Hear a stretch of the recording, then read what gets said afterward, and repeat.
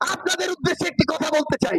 আপনাদের পোশাক দেখে এখনো আমাদের ভীতির সৃষ্টি হয়, এখন আমাদের মনে পীড়ার সৃষ্টি হয়, এবং এটার জন্য যেমন ওই খুনে হাসিনা দায়ী, আপনাদের ব্যক্তিত্ব এটার জন্য দায়ী। আপনারা ক্ষমতার লোভে, পদের লোভে ওই পোশাকটিকে ধারণ করে অপব্যবহার করে সারা বাংলাদেশে নানা রকম কুকর্মে সহযোগিতা করেছেন। ওই বাংলাদেশ সেনাবাহিনী যদি চাইতো 10,000 মানুষকে 5 তারিখে খুন করে ওই খুনি হাসিনাকে মসনদে বসিয়ে রাখতে পারতো, তারা কিন্তু সেটা করেনি। তারা তাদের প্রতিষ্ঠানের সম্মানের কথা চিন্তা করেছে। আপনারা কিসের কথা চিন্তা করেছেন? আপনারা চিন্তা করেছেন আপনাদের পদবীর কথা, ওই খুনির হুকুমের কথা, ওই খুনির দাসত্বের কথা।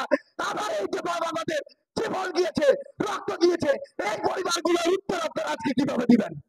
আজকেও এত খুনের পরে, এত জীবনের পরে নতুন করে এই বাংলাদেশে আবারও কিছু পুলিশ সদস্য ওই পোশাক পরে আবার টাকা নিচ্ছে, আবার দালালি করছে, আবার দাসত্ব করছে, আবার একটি দলের হয়ে কাজ করছে। এখন ওই পোশাকটা খুলে রেখে চলে যান। আমরা আমাদের জায়গাতে স্পষ্ট করে বলি, এই বাংলাদেশে অভ্যুত্থান যেহেতু হওয়া শুরু করেছে, আমরা যেহেতু আমাদের জায়গা থেকে জীবন দিতে শিখে গিয়েছি, ওই জীবনের মায়া 5ই আগস্টের আগে আমরা ভুলে গিয়েছি। আমরা আপনাদেরকে পুরো বাংলাদেশের যারা রাজনৈতিক দল, বিভিন্ন সশস্ত্র বাহিনী যারা রয়েছেন, আপনাদেরকে স্পষ্ট করে একটা কথা বলি, এই বাংলাদেশে কোন দালাল, কোন তোষামতকারী, কোন দলান্দর আর জায়গা হবে না। আমরা আমাদের জায়গা থেকে আপনাদেরকে স্পষ্ট করে বলি, আমার শহীদ ভাইদের নিয়ে এখনো ব্যবসা হচ্ছে, মামলা ব্যবসা হচ্ছে, টাকার ব্যবসা হচ্ছে, দলের রাজনীতি হচ্ছে। এই বাংলাদেশে আমরা আর এগুলো দেখতে চাই না। যদি এরকম কিছু হয়, যারা করুক, যেই নামে করুক, পোশাক পরে করুক আর পোশাক ছাড়া করুক, তাদের বিরুদ্ধে এই বাংলাদেশের আগামী প্রজন্ম আগামীতে আবার দাঁড়িয়ে যাবে। আমরা শুধু আপনাদের উদ্দেশ্যে একটি কথা বলতে চাই, আমার সেই পরিবারদের উদ্দেশ্যে, আপনাদেরকে শক্ত হতে হবে।